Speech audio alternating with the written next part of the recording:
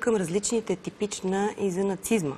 Годината е 1944, светът е във война за втори път, 6 милиона евреи са подложени на геноцид.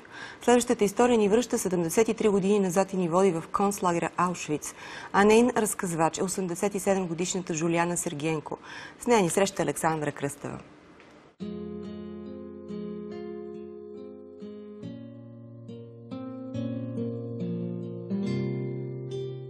Ужас беше.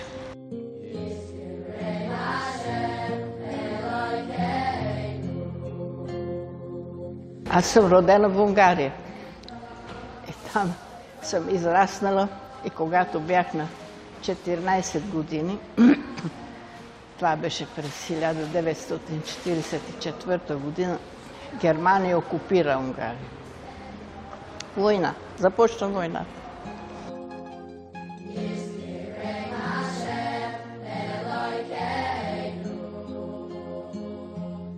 Още в родния ми град ни товариха в конски вагон и тръгнахме и не знаехме къде. Ние нямахме представа, че има Аушвиц. Не сме и чули. И не изкараха на една площадка там.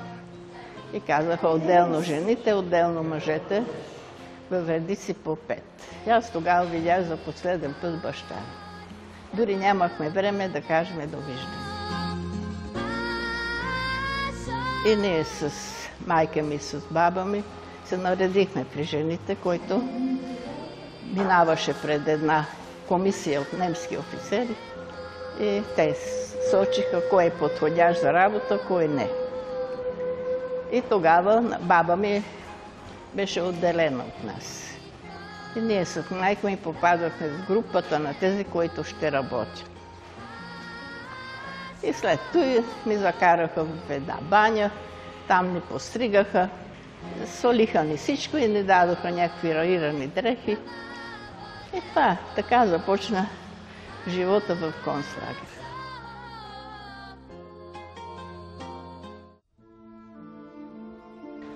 Гладувах, направо гладувах. Носихме сутрин някаква кафява течност с кафе с едно парче хляб. На обяд някаква супа. Направо гладувах. Стигнахме до един друг концлагер. Това е близко до полската граница. Северно море и там пак ни проверяваха. Кое пътуване. След дълго пътуване всички бяхме ослабнали и аз бях с най-близката ми приятелка и майка й. И там проверяват и ние бяхме толкова вече слаби и деца още. И казаха, че не сме подходящи за работа. Тогава майките, жените от една страна и аз зад гърба на немските войници се промъкнах при майка ми. И гледах им приятелката да веде. Немските военни ни забелязаха и започнаха да ни бият с гумени палки. Обаче те пак тръгнаха и аз пак се промъкнах при майка ми. Приятелката ми се изплаши и не дойде с мен. И после разбрахме, че тези, които там в брега на морето са били неподходящи за работа, са ги натоварили в един бракуван кораб и са ги потопили в морето. А такъв е живота. Накосам някой път.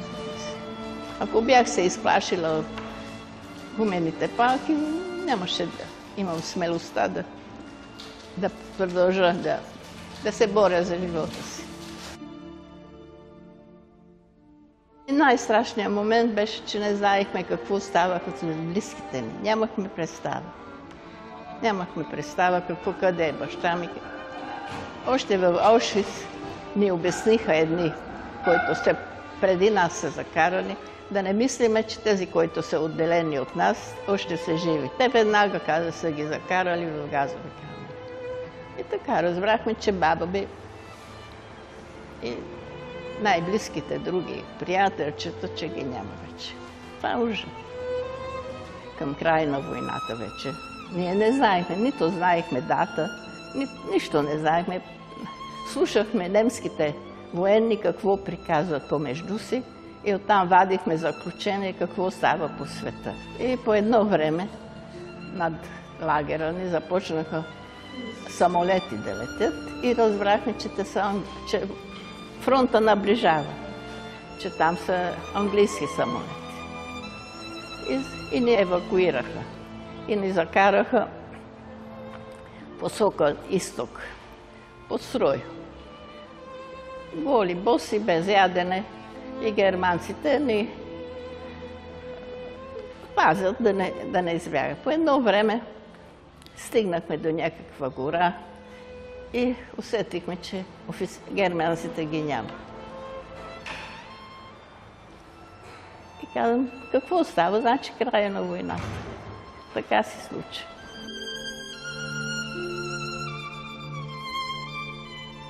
Може би урокът, че човек трябва да се бори, за да остане човек и жив.